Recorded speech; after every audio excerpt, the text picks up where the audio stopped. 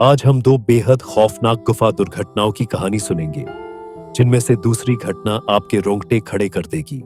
सोचिए, अगर कोई संकरी सुरंग में जिंदा दफन हो जाए, जहां हर तरफ सिर्फ अंधेरा और डर हो।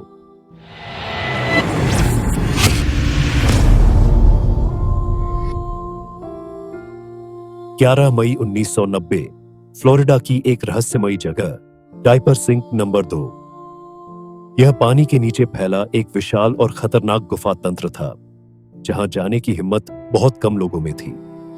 माइकल स्पियर्स 25 साल का एक महत्वाकांक्षी गोताखोर, जिसने महज 5 महीने पहले अपनी गुफा गोताखोरी की ट्रेनिंग पूरी की थी, लेकिन 75 डाइव्स कर चुका था।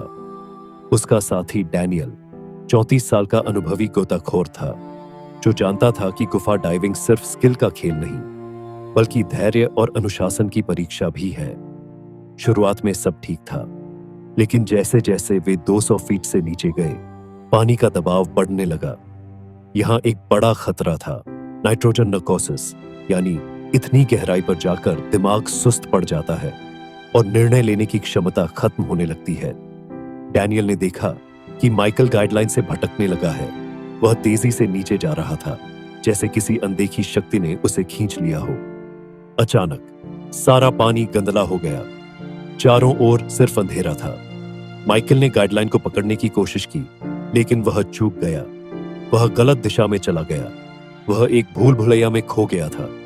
ऑक्सीजन की कमी, कार्बन डाइऑक्साइड का बढ़ता स्तर, और फिर अचानक उसकी सांसें रुकने लगी। डैनियल जैसे तैसे बाहर निकला, लेकिन माइकल बाहर नहीं आ सका।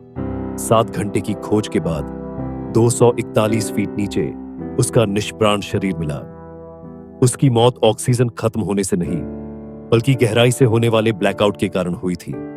डायपर सिंक ने एक और जान ले ली थी। 17 अगस्त 1996, टेनेसी की एक अनछुई गुफा, हेरोब बकेट हॉरर होल। एक टीम नई सुरंग खोज रही थी।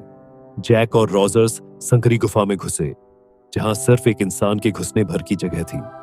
वे एक नई सुरंग की ओर बढ़ रहे थे, जब अचानक एक जोरदार धमाका हुआ। उनके पीछे की चट्टानें गिर पड़ी और उनके पास कोई रास्ता नहीं बचा। वे फंस चुके थे।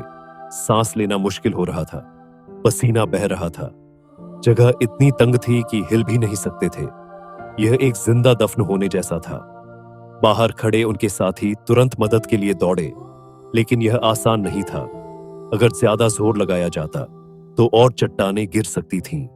4 घंटे की मेहनत के बाद आखिरकार चट्टानों को तोड़ा गया और जैक और रॉजर्स को बाहर निकाला गया। उनकी जान बच गई, लेकिन यह अनुभव उन्हें हमेशा याद रहने वाला था।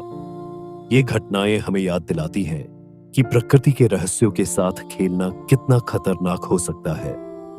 गुफाएं जितनी रोमांचक होती है, उतनी ही खतरनाक भी।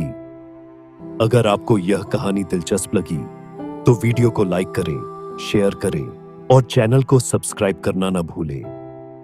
अगली बार फिर मिलेंगे एक नई खौफनाक कहानी के साथ।